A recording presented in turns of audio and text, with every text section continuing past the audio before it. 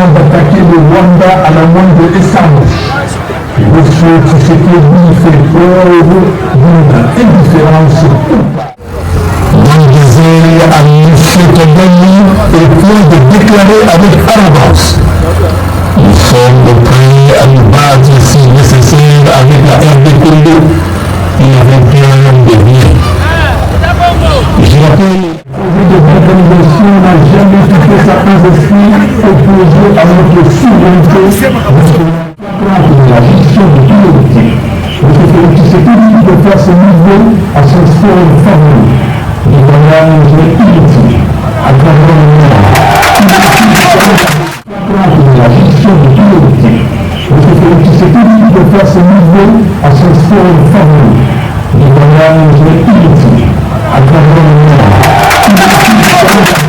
Parmi nous, il y avait bien certains conscients, d'autres non conscients, partis de nos institutions et vendeurs de nos intérêts du pays.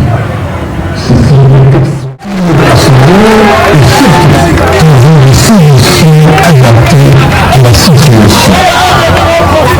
Nous devons alerter à plusieurs reprises la communauté internationale sur la tentative d'extermination d'une partie du peuple congolais. Et infiniment et constater malheureusement ces différences face à la tragédie congolaise qui vire des pays, des routes, des écoles et des hôpitaux. Congolaises et Congolais, j'ai entendu vos lamentations sur l'incidence depuis le simulacre d'élection de décembre 2023. Et je vous remercie de toujours compter sur moi. Sachez que je ne peux pas vous abandonner, que je ne relâcherai pas les vous pour bâtir un Congo libre, fort, digne et prospère. Je serai opérationnel et surtout trouver des solutions adaptées à la situation. Nous devons alerter à plusieurs reprises la communauté internationale sur la tentative d'extermination d'une partie du peuple congolais. Et infiniment et constater malheureusement ces différences face à la tragédie congolaise qui vire des pays, le respect strict de notre constitution, la défense de notre souveraineté. Je salue la mémoire de nos concitoyens qui ont perdu la vie au Nord Kivu, au Sud Kivu, à Ituri, au Haut-Kivu, au Bazoulé, au Mandonde, au Kwilu, au Kouanda, à cause de la convoitise déplacée interne dans notre propre pays. J'ai compati avec tous nos compatriotes victimes de l'insécurité qui règne dans le pays, résultat des actions habilitantes.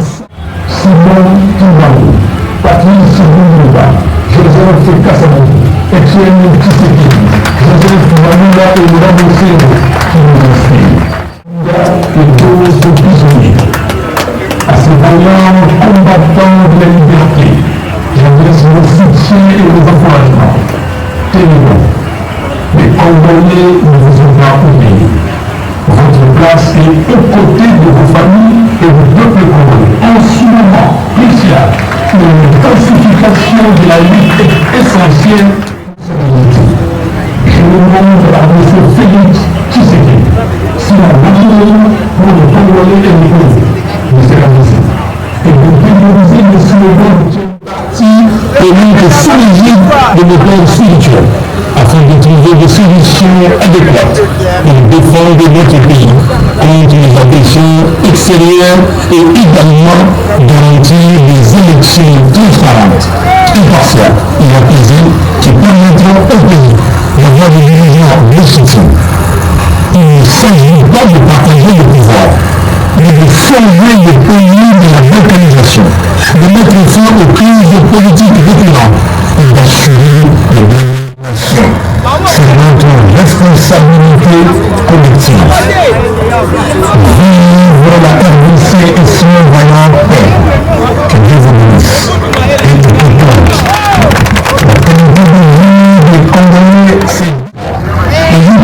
capacité, la CENI a organisé un simulacre d'élection qui a bénéficié à M. Tshisekedi et à son ministre pour réaliser une institution totalement illégitime. Pourquoi aucun doute sur la gestion des fonds publics par la CENI n'a été comme les autres institutions du pays. Réponse dans le jour des Congolais. Pas aucun pouvoir de régularité. Ceux qui se nourrissent de la cupidité des politiciens de circonstances et de faire à l'enrichissement illégal de ce Félix Tshisekedi divise chaque jour davantage les Congolais par un tribalisme primaire jamais vécu jusqu'alors dans notre pays, détruisant ainsi la cohésion nationale.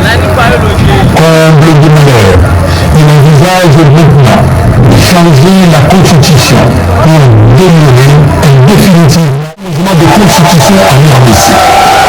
Pour qu'il réussisse une telle funeste entreprise, monsieur Tshisekedi devra marcher sur les cadavres de milliers de Congolais qui sortiront de défini.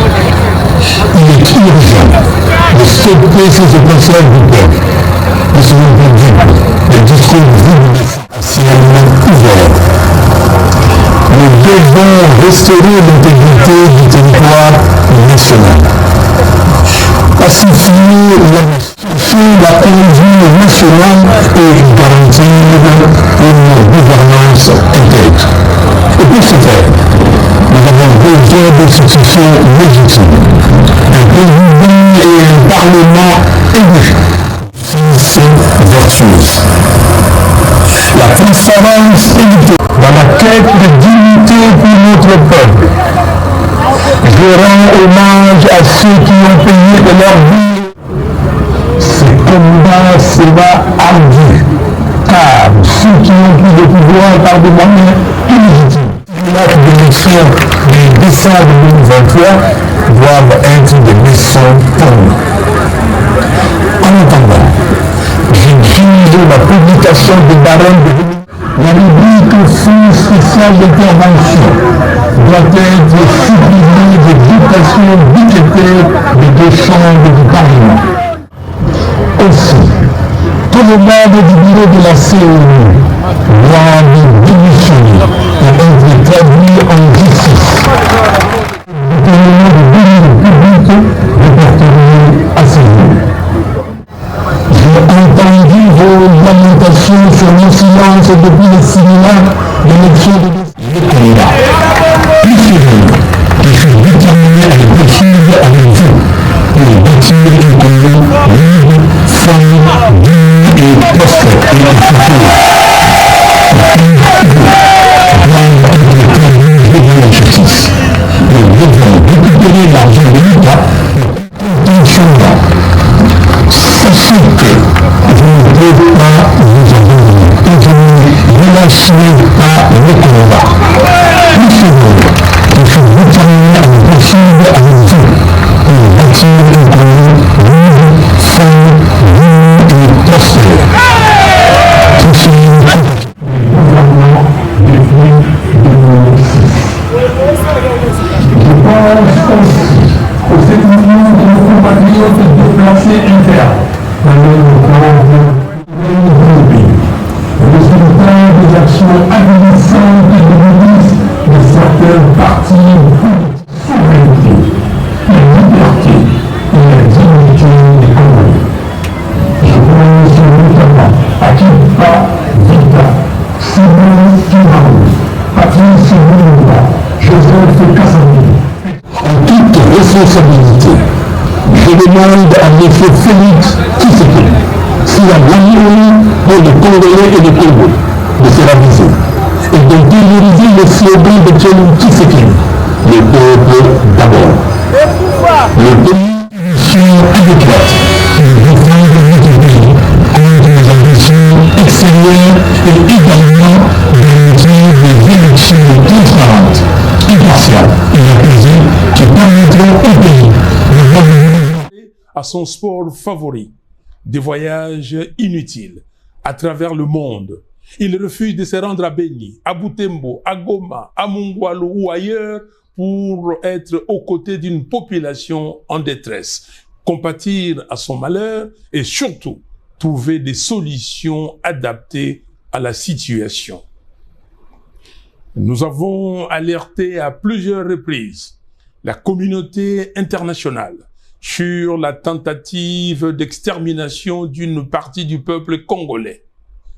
Nous continuons de constater malheureusement son indifférence face à la tragédie congolaise qui dure depuis plus de 25 ans maintenant. Personne ne se préoccupe d'exhumer les rapports mapping de l'ONU, délibérément bloqués dans les tiroirs, privant ainsi des millions de victimes congolaises du droit à la justice.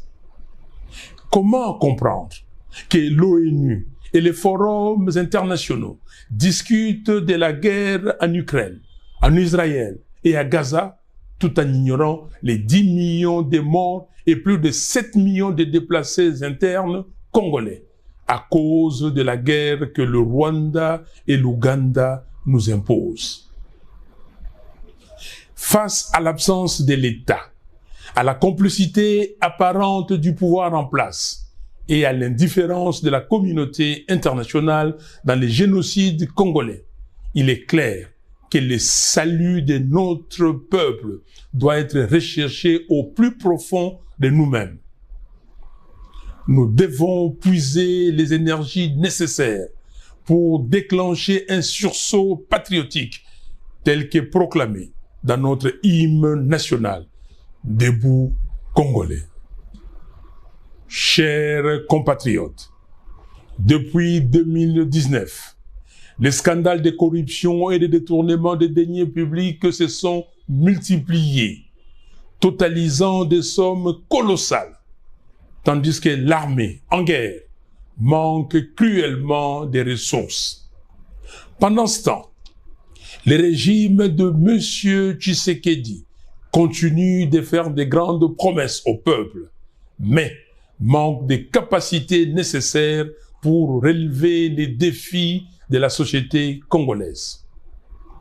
J'entends tous les jours vos cris de détresse face à la misère sociale, vos récriminations et plaintes sur la vie chère, sur la dépréciation du franc congolais par rapport au dollar, sur le manque d'infrastructures routières, aéroportières et portuaires, sur le manque d'accès à l'eau potable et à l'électricité, sur le manque de soins de santé, sur le manque d'emploi, sur la dégradation de la qualité de l'enseignement et sur les autres fléaux qui rongent la République.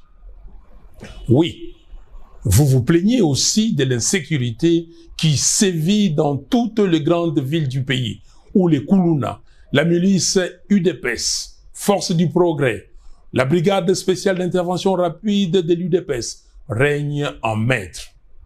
Dans certains quartiers de Kinshasa, il faut même l'autorisation des Kuluna pour y accéder. Comme on peut le voir, le gouvernement de M. Félix Tshisekedi est fondé sur la démagogie, le mensonge, la diversion, la distraction, la corruption et la violence. Ce gouvernement entretient l'illusion que tout va bien, alors que la réalité est tout autre. La qualité de vie des Congolais se dégrade à mesure que la corruption et les vols s'aggravent. Congolaises et Congolais, en décembre 2023, dans une totale opacité, la CENI a organisé un simulacre d'élection qui a bénéficié à M. Tshisekedi et à son union sacrée, coûtant plus de 1,3 milliard de dollars aux contribuables congolais pour produire des institutions totalement illégitimes. Pourtant, aucun audit sur la gestion des fonds publics par la CENI n'a été effectué. L'Assemblée nationale et le Sénat, comme les autres institutions du pays, dépensent l'argent des Congolais sans aucun devoir de redevabilité. Les deux chambres du Parlement sont des caisses de résonance qui se nourrissent de la cupidité des politiciens des circonstances et des faibles d'esprit. En plus de cette tendance démesurée à l'enrichissement illégal, M. Félix Tshisekedi divise chaque jour davantage les Congolais par un tribalisme primaire jamais vécu jusqu'alors dans notre pays, détruisant ainsi la cohésion nationale. Comble de malheur, il envisage maintenant